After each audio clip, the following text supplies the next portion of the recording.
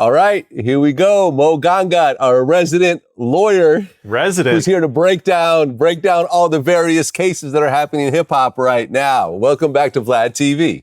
Yo, thank you, Vlad. And I'm really excited about my new title, the Vlad TV resident lawyer. I've been the hip hop lawyer, the Instagram lawyer, the clout lawyer. Now I'm the Vlad TV resident. That's what's up.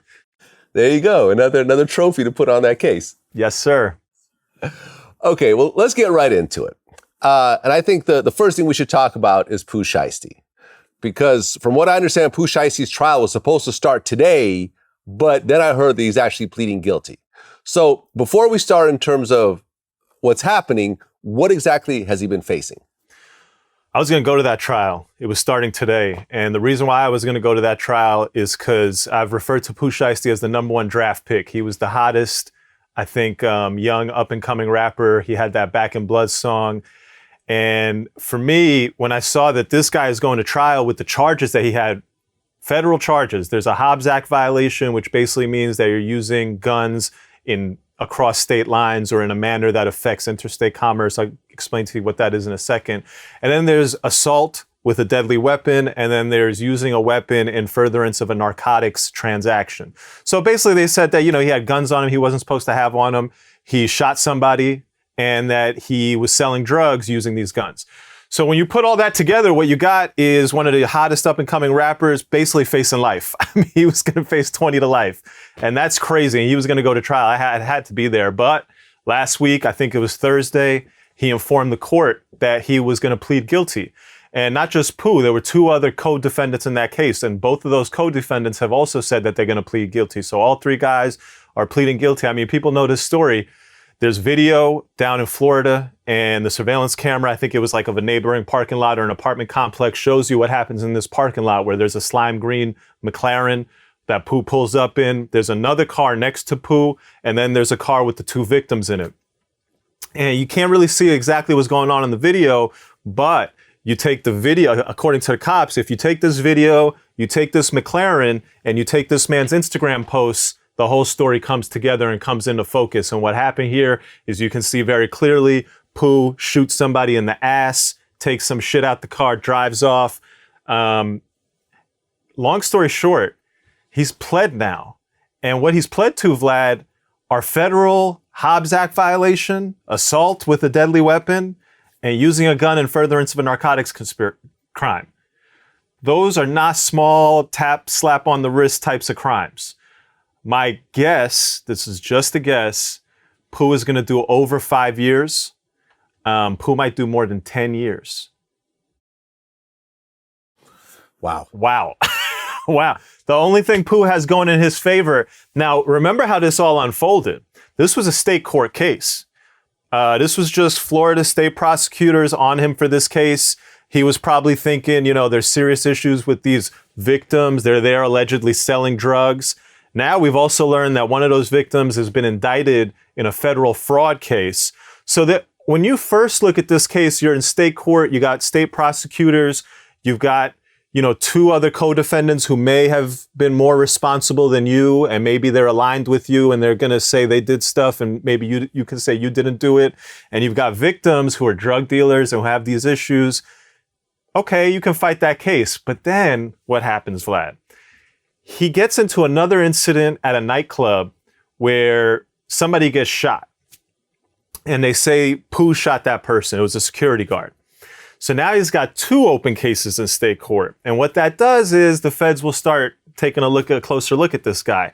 And so this case that really started as a state court case that was manageable, you add fuel to the fire with a second state court case. And then what happened in that second state court case? There were allegations of witness tampering, that the security guard who got shot starts recanting his testimony and he was allegedly paid off. So you take all that, you take the hype that surrounds him, you take the Fed's obsession with being the hip hop police, and this thing morphs and it turns into a federal case.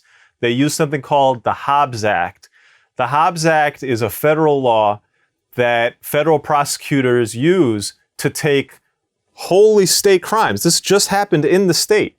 Pooh is not being charged as felon in possession. He's not being charged as transporting drugs from one state to another. all that happened was in a Florida parking lot. Everything happened in a Florida parking lot, but the Hobbs Act allows federal prosecutors to pick and choose. And they say, oh, okay, well, you're moving drugs, you've got automatic weapons, that affects interstate commerce. This is now a federal issue. It comes within our jurisdiction. We're on your ass. Once they're on your ass, it's a whole different story, because the federal sentencing guidelines give you a whole football number situation, right? You're not all of a sudden dealing with state court penalties with, probation and da-da-da-da-da. You're dealing with the football numbers under the federal sentencing guidelines. So you couple that with the fact that federal prosecutors are very aggressive. Shit like witness tampering is, something they take very seriously. And they go out, they do a very thorough investigation. They link dollar bills that he flashes on Instagram with dollar bills that were taken at the scene of the robbery. And he's in it, man. He's in it. The only lifeline for Pooh Shiesty is the fact that there are 2 other co-defendants who have pled guilty with him. And so when you go to sentencing, the judge is going to take into account who did what. And so, if there are statements by those 2 co-defendants that suggest that they were the primary wrongdoers and Pooh is just kind of getting caught up in this, that could definitely be in his favor. And that's a lifeline for him. But given the guilty plea, given the charges, I expect Pooh Shiesty is going to do over 5 years, somewhere probably between 5 and 10 years. Well, yeah, because leading up to the trial, I guess the feds actually wanted to include his criminal past, and one of which was a robbery case when he was only 11 years old, and the other one was an assault case when he was 14. So they were really going back and trying to just pull everything. I mean, to bring up something you did at 11 in a trial when you're like, what is he, 20-something years old, just seems crazy to me. But this is how the feds play. The 11 and the 14-year-old stuff they were trying to bring in, it's petty, it's dirty tactics from the cops. But really the other stuff they were trying to bring in is what gave Pooh cause for concern. And the other stuff they were trying to bring in is like 10 to 18 incidences of crimes involving the Chopper Gang that they say Pooh is affiliated with. Now, this is very key evidence, because if you look at that video, people got ski masks on. You can't necessarily tell who's in the McLaren, who's in the other car, okay? And you can't necessarily tell who's with who. There's 5 guys in that parking lot. You don't know who's with who and who's on what side. But now all of a sudden, if you try to bring in all this evidence of this affiliation with a gang, and 2 of the people are clearly part of that gang, and 2 of the people are clearly not, and you're in the middle car, you're Pooh Shiesty, and they say, oh, well, this guy's got all of this history with the Chopper Gang. What's a jury going to think? A jury's going to say, all right, you were there with those 2 shooters.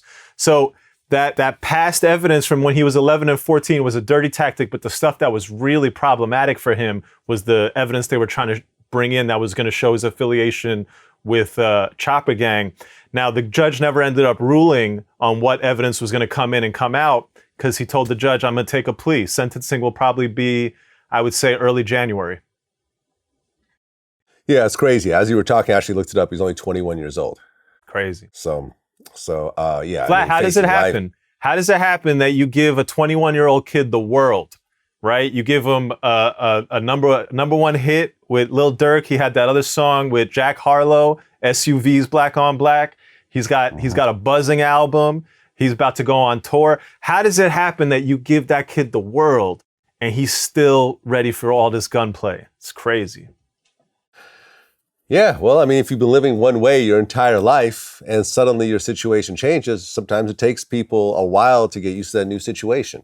We've seen it time and time again. I mean, even the rapper who signed him, Gucci Mane, I mean, you saw all the legal problems he got into even after he had hit songs. So, I mean, it takes a while. Hopefully he can get a relatively low bid and come back out and, get back to his music career. I personally I'm a fan of his music, so hopefully it works out.